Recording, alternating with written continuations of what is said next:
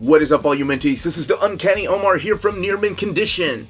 And finally, all my stuff came in and I can do my monthly haul for March of 2020. So please stay tuned. And welcome back, all you Minties. Now, before I get started, if you enjoy these type of videos, please don't forget to hit that subscribe button because we put out videos every day. Very first thing I want to do is give a shout out to my wonderful wife, the astonishing Melanie. She got me these bookends because she saw that when I do my reading orders, I needed some actual bookends with Near Mint. So thank you so much, honey. But she also, because of the quarantine, has taken up perler beads again, and she's making me these Final Fantasy VI pixelated characters. So this is Shadow and his dog Interceptor. Freaking awesome. So those were all for my birthday, and my buddy Spider-Man also got me some comic books that were signed for my birthday. This is signed by Angel Medina, Jim Lee, because he knows how much I love Jim Lee. And then one of his prized possessions, this wonderful run of the Fantastic Four by Mark Waid. He got it signed by Mike Wieringo years ago. And so I know that Mike's been gone for a long time, and he knows he was one of my favorite artists. So I really appreciate this. I'm going to start with the manga first. This is Levius. Been wanting to check this out for a long time, mainly because of this wonderful artwork here by Nakata. And I haven't got a chance to read it yet, but, you know, I have a lot more time now. So this is Levius. I was hoping that this was going to be a hardcover. So maybe when this is all said and done, they'll end up releasing it in hardcover. But I love this artwork. And I love the fact that they have included the color pages towards the beginning. I like that they're doing that more and more with manga. This is part of the Viz signature line. So they're a little more, this is $12.99 than your $9.99 standard tankobon. So one of the last things I did before this quarantine was pick up Hollow Fields from Half Price Books.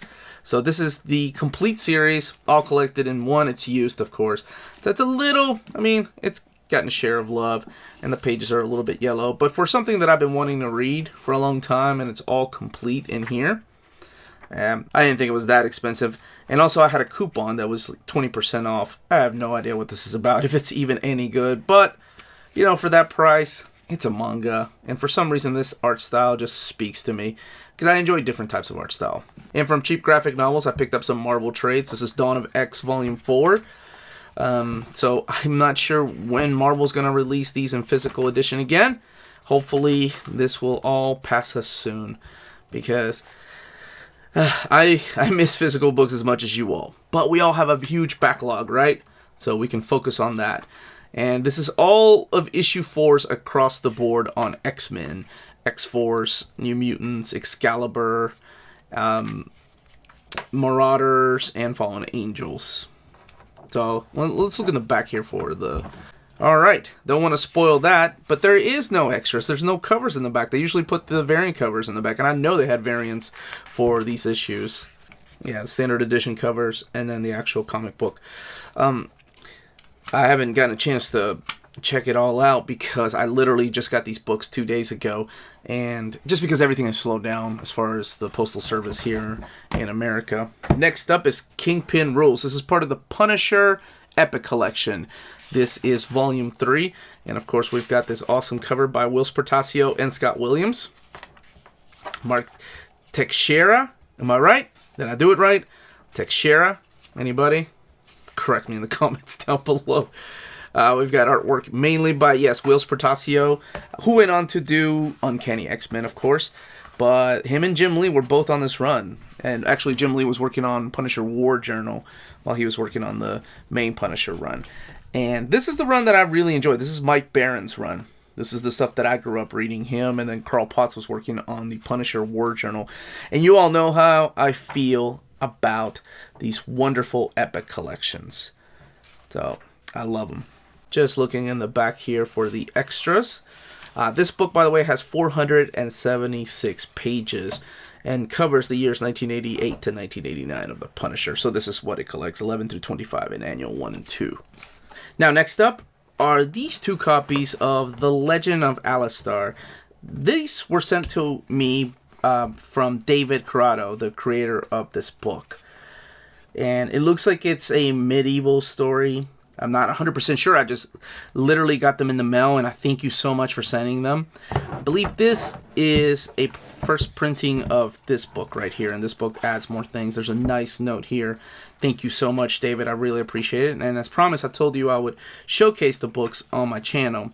So, yes, this is The Legend of Alistar by David N. Corrado, who was kind enough to send them to us on the channel, and I told him that I would be showcasing them. So it looks like it's a fantasy story, and it's about this girl that was adopted into royalty and wants to know who her father is, and then this warrior right here who has kind of been hidden away from humanity, and their paths are coming at a crossroads. So thank you so much, brother. I really appreciate it, and I hope you all check it out. Legend of Alistar. So I picked up some oversized hardcovers. Here is Promethea Book 2, because I was waiting on the Omnibus and passed up on the Absolutes. I don't know. Maybe one day I'll end up getting the Absolutes. But it's Alan Moore and J.H. Williams working together on this wonderful series that to me needs to be, of course I choose pages like that, this pages like this need to be in oversized format. So I may break down and try to find used copies of the Absolutes. And I realize how much they are now, but it may not be my favorite Alan Moore written series, but it's J.H. Williams, and his artwork deserves to be in just, you know, bigger than your standard size format. This is the guy that did the Seven Soldiers miniseries with Grant Morrison. This is the guy that did the Overture Sandman. And he's done a lot of other projects, but to me, I think this is one of the best things he's ever drawn. Just showcasing some more of, see what I mean? Beautiful artwork. And his art always varies. Like, he can mimic just about anybody's art style. And that's one of my favorite things about J.H. Williams. So you may have seen me review Jack of Fables Volume 3. And I've had Volume 1 for a while. And for some reason, when I was looking at my books and putting books up, I, for some reason, never picked up Volume 2. Maybe I was worried that it was never going to be collected all the way through because there was a huge number of years in between. Not a lot. I'm sorry. That makes it sound like it's been 10 years. But there was quite a bit of gap between Volumes 2 and 3. So here's Volume 2. I picked it up. Actually, this one came from Cheap Graphic Novels. But it's one that I was missing from my collection. And all there is just 3 volumes for that until they do the Fairest or they do the Cinderella in oversized hardcover format. But this is the way I decided to collect the Fables saga. And here's Baltimore Volume 2. I had ordered this from Amazon a long time ago. Because Dark Horse isn't sending new books because of everything going on. And them working with Penguin Random House. They've kind of stopped shipping things out. And I don't know what the status is going to be. I don't know if they're going to end up shipping things out later on this month, or if they're going to go back to a regular schedule with Diamond. That's still all up in the air. And I don't know how long they're going to supply Amazon or places like that with books. So I decided, let's just go ahead and get it. I really enjoyed Volume 1. It was so damn good. And I just wanted to finish the series. And I don't know if this is just one of those things when books like these come out that it might just be out of stock. Not out of print, but out of stock. Just like Volume 1. Volume 1 went out of stock quick. And I hope that if this does run out of stock, that Dark Horse does the right thing and just put it back into print as soon as it goes out of stock when all this thing passes. Of course, underneath the dust jacket, you just have that, and I love the simple design under the dust jacket. Alright, so I've already done an overview of the Dreadstar Omnibus box set, but I wanted to show this right here. This is from my mother-in-law. It is the Batmobile, the 1989 Batmobile Lego set. 3,306 pieces. Holy crap. She must think that I'm at home not doing anything, but I will be building this because, oh, this is so awesome. She got me this. This is so freaking cool. She got me this for my birthday. So I'm going to get the kids and the wife to help me put this together, and we'll find a place for it down here. That is so, oh my god, the inside looks so freaking cool. You get Batman, Vicky Vale, and the Joker. Badass. Now, if y'all know anything about me, you know I love art books. So this is the art of Mana, and it is showcasing the art of Secret of Mana, Seiken Densetsu, throughout the years, and the different incarnations of each of the games. It is a beautiful, beautiful book. And there's the collection of manga that just recently came out on the Switch. Well, not recently, I guess 2 years ago. And then it has all the other spin-off titles too, like Legend of Mana, the tactical game that was on the DS, and the Children of Mana on the DS. It's got all the character designs and a lot of the backgrounds. And then there's, I think this is Sword of Mana that was originally on the Game Boy Advance. That was a remake of the first one, because the first one was originally called Final Fantasy Adventure.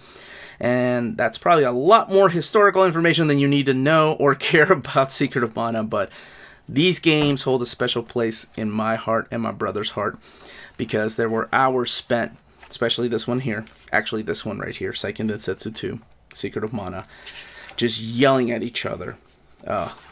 Brings a lot of memories back. And of course, I wanted to finish out the Final Fantasy Ultimania archive. So this has the games from 10 all the way to 14. So I guess I will need an art book for 15. And I'm sure they're going to make an art book for 7 remake. But Final Fantasy artwork and character designs, and especially the monster designs, mainly provided at like the very first 6 by Yoshitaka Amano, were some of my favorite pieces of art books that I have. So let me know in the comments down below. There's a Yoshitaka Amano piece. He still does the main art pieces like that. Let me know in the comments down below if you collect art books as well, and what kind you collect. I mainly get JRPGs or sometimes anime or some manga. Like I have a Berserk anime art book from 1997. It was the first season of Berserk, and I love that thing. But yeah, let me know in the comments down below if you collect. There's 13 art books. You all talked me into it, and I finally broke down and got it, because I did not own this, because as you all know, my DC universe begins with Crisis on Infinite Earths. I've said it hundreds of times on the channel. I'm sure you're tired of hearing it. But I did make an exception for Kamandi. And I enjoyed Kamandi so much that I was like, damn, I wonder if Jack Kirby's on this, because I've only read a little bit, and I mean a little bit of this. Like maybe just a couple of trade paperbacks, and it just, I don't know. It wasn't for me. That was back when I was in my 20s. I'm in my 40s now, so maybe this will speak to me. Maybe it will resonate with me. I don't know. But I did want to give it another shot, and this is, of course, probably one of the biggest. I still think Final Crisis has this one beat, but one of the biggest for sure omnis from DC Comics, and that is The Fourth World. Now this is the second printing. The first printing had, I think there was a page that was missing, and there was another page that was printed twice. If I'm not mistaken, I don't own it, but the second printing, that page was corrected. So the amazing Amanda and I were going to do a graphic novel hunt and haul video for the month of March. However, well, I don't need to talk about what happens because we're all in the same boat. I did manage to find this out in the wild. Alright. Harpooned. Superman, the Death and Return of Superman Omnibus. Now, how many times have I bought this? I want to say this is my quintuplet dip? Is that even a word? Double dip, triple dip, quadruple dip, quintuplet dip? Holy shit, what's wrong with me? I had the original issues. I had the trade paperback, the original trade paperback of Death and then Return. And then I got the very first printing of the Death and Return of Superman, the one that I showcased last year here. And then I had the second printing of it, the bigger oversized format. And then I have this. This is the third printing, and it is my 5th time reading and writing. It's not even my favorite story, but I just wanted to own it. I wanted to have this. Sometimes I get weak. And what the hell's wrong with me? But this is the Death of Superman. This is the iconic right here. Look, this is for the first time collecting this page right here. For the very first time. I can't believe this was never collected previously. But for the very first time, we have the fold out. Is that worth the upgrade? Hell no. but the mapping is different. So he gave me hope that this and Exile, and then the rumors, or not rumors, the actual solicitation of the Man of Steel Omnibus, I was hoping that, oh, DC got their act together. They are finally going to map out all of post-crisis Batman leading us to the death and return of Superman.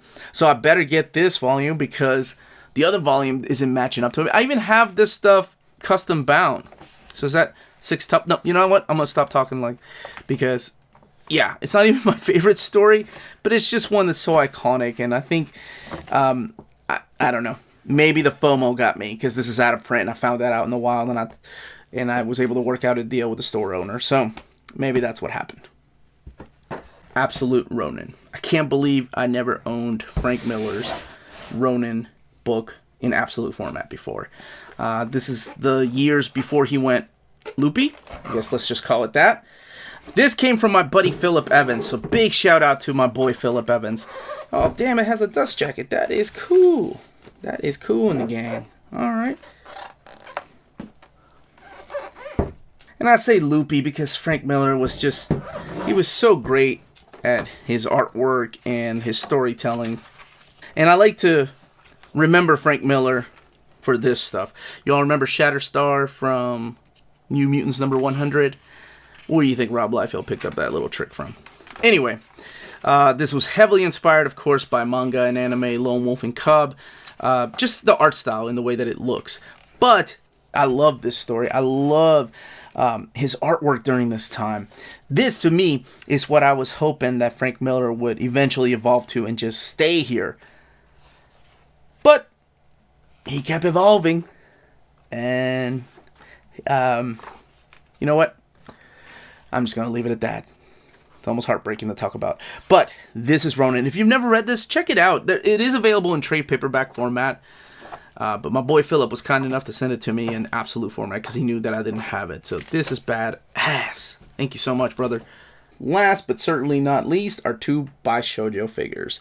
We have Domino and we have Mary Marvel. That's right, Marvel family. Not the Shazam family as it states in the box, but whatever.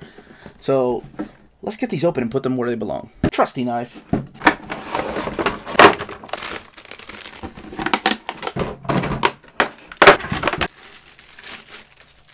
Domino even comes with a little Wade Wilson. Alright, that's cool.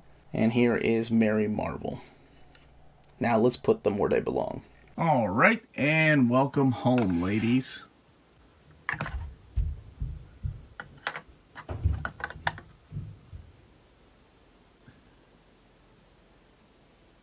There we go. That's more like it. Now, if you're interested in purchasing some of these books, please check out our sponsor, cheapgraphicnovels.com, your online home for brand new graphic novels and collected editions up to 50% off the cover price. Cheap Graphic Novels prides itself on packaging your books so they arrive safely and in excellent condition, as well as prompt and helpful service. And check out their bargain bin for even greater deals up to 90% off cover price. And for you Minties, Cheap Graphic Novels is running a special promotion. If you're a first-time customer, let them know you were referred by Near Mint Condition at the checkout, and you'll receive a credit for free shipping on your next order. Now, this is only for U.S. customers. Cheap Graphic Novels, your source for the hottest books with the kind of deep discounts, quality shipping, and customer service that will keep you coming back for more. And that was my haul for the month of 2020. Better late than never. So, let me know in those comments down below what you ended up picking up. And normally this is where I ask what you're looking forward to in April, but let's just play it safe and tell me what you're looking forward to this year in 2020 when it eventually comes out. Please don't forget to hit that like, the subscribe button if you enjoy these type of videos. We put out videos every day. Not only do we put out videos every day, sometimes we put out 2 videos every day. Such as today, we're doing Old Reader, New Reader tonight live at 8 p.m. Eastern Standard Time, where we are talking about the Jason Aaron, Jane Foster Thor run. So join us for that live chat, or catch it on the replay. We have a Patreon and Redbubble, and all of that information is in the description down below. And please, everybody, remember to stay healthy and safe out there. Much love to you all.